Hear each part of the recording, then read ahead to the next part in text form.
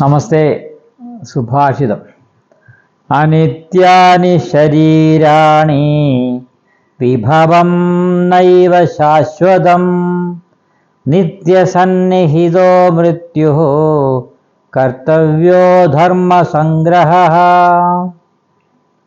ശരീരങ്ങളും ഗൃഹ ധന രത്നാഭരണാദികളും നശിക്കുന്നവയാകുന്നു. മൃത്യു എല്ലാ സമയത്തും അടുത്തു നിൽക്കുന്നു. ആയതുകൊണ്ട് സുകൃതം സമ്പാദിച്ചു കൊള്ളണം എന്നറിയുക. ഇതാണ് ഇതിൻ്റെ അർത്ഥം. സുഭാഷിതത്തിൻ്റെ അർത്ഥമാണ് ഈ പറഞ്ഞത്. ശരീരം നശിക്കും, ഗൃഹം നശിക്കും, ധനധർമാദികളൊക്കെ ഇല്ലാതായിപ്പോവും.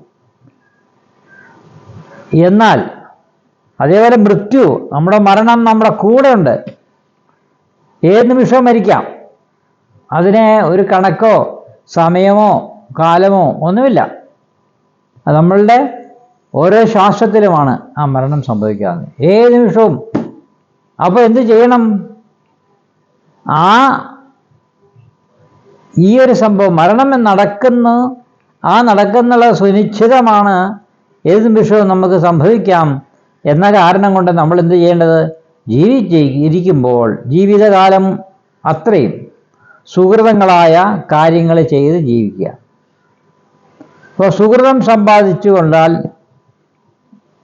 മരിക്കില്ലയോ എന്നല്ല, മരിക്കുമ്പോൾ നല്ല കുറേ സ്നേഹിതന്മാരും കുറേ സഹവർത്തിക്കുന്ന കുറച്ച് ആളുകളും നാട്ടുകാരും ഒക്കെ ഉണ്ടാവും. അപ്പോൾ അവരുടെ കൂടെ ജീവിക്കുമ്പോൾ എങ്ങനെയാണോ നമുക്ക് സുഹൃതം നേടാൻ ലഭിക്കുന്നത്, കിട്ടാനുള്ള സുഹൃതം കിട്ടുന്നതിനുള്ള പ്രവർത്തന മേഖല ഏതാണോ ആ മേഖലയിലൂടെ, ആ രീതിയിലൂടെ നമുക്ക് ജീവിക്കുമ്പോൾ നമുക്ക് സുഹൃതം വന്നു ചേരുമെന്നിവിടെ മനസ്സിലാക്കുക. അനിത്യാനി ശരീരാണി വിഭവം നൈവ ശാശ്വതം നിത്യസന്നിഹിതോ മൃത്യുഃ കർത്തവ്യോ ധർമ്മ സംഗ്രഹം. നമസ്തേ.